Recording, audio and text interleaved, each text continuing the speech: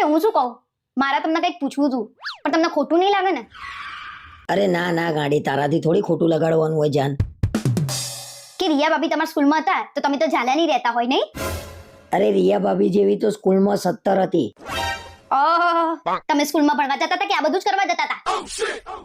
અલ્યા ભણવા જ જતો તો, શું લેવા મજા લઉં છું મારી. અત્યારે લગન પછી તમે હખણા નહીં રહેતા તો લગન પહેલાની તો વાત જ ના કરશો. અરે ના રે ના, મારા તો મનમાં આવું કશું નહીં. કોઈ તો કે તમારી વાત તો સાચી છે, તમારા મનમાં તો આવું ના જ હોય. તો પછી કેમ કે એ બધું તો તમારા દિલમાં હશે ને, તમારા મનમાં ક્યાંથી હોય? જૂની જૂની વાતો ખોલીને શું લેવા ઝઘડા ઉધું છું. લો, તમે તમારા મોઢેથી જ બોલ્યા હતા કે રિયા ભાભી અમારા સ્કૂલમાં ભણતા હતા, તો હું પૂછ્યું એ નહીં? પણ તું રિયા ને જઈને જાતે પૂછી લે ને, જા, મારું મગજ બગાડ્યા વગર.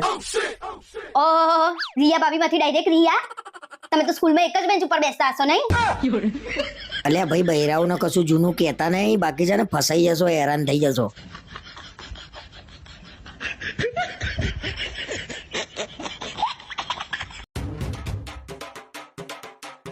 તમે જમ્યા? મારી સોગન ને તમે જમી લીધું છે ને? પહેલા જ કહ્યું, જો તમે નહીં જમ્યા તો હું એ નહીં જમું. હા, મેં તો જમી લીધું છે, તું એ જમી લેજો, બાકી હું તારા જોડે વાત નહીં કરું. હા. આટલા બધા કપડા કેમ લઈ આપ્યા? આટલા બધા કપડા હું ક્યારે પહેરીશ? અરે આ કપડામાં તને જેટલા ગમે ને એટલા પહેરજે તું તાર, બાકી મહિના પછી બીજા લઈ આપીશ.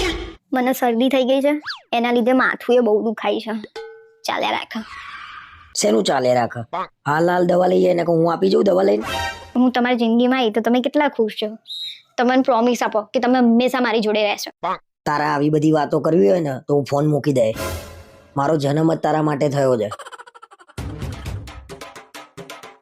તમારે અત્યારે જમવાનું છે તો બનાવું. કેમ તારા ડોજું નહીં ભરવાનું? અને તારા જમવાનું હોય ના જમવાનું હોય મારું બનાવી દેવાનું. છેલ્લા 6 મહિનાથી કહું છું કપડા લઈ આપો, આ એકના એક કપડા પહેરું છું. અમે 12 મહિનાથી એકના એક જોડી કપડા પહેરીએ છીએ. નાના બાપના ના થઈ જવાય. રાણી વિક્ટોરિયા, મને શરદી થઈ ગઈ છે, તમે ફ્રી હોય ને તમારે દવા લાવવાની છે. શરદીમાં માણસ મરી ના જાય, અને શરદી 4-5 દિવસે જાતે મટી જાય. રાહ જો થોડી. મારી જિંદગી બગાડી નાખી તમે તો. મેં બગાડી? એ મારી બગાડી નાખી છે. જીવવાય નહીં દેતી શાંતિથી. અહીં મળ્યા ઉપર ના મળતા.